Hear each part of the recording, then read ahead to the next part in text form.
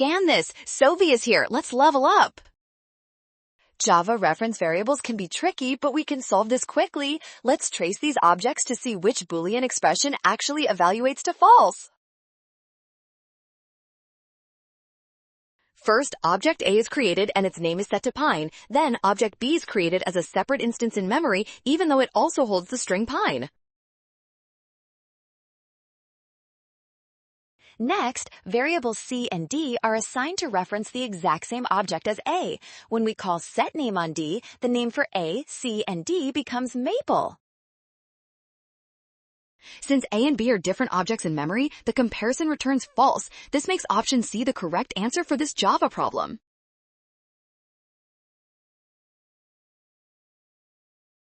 Well done! Scan the code. You can learn better with Sovi. Watch signs and avoid rush. Trust given information and check your steps carefully.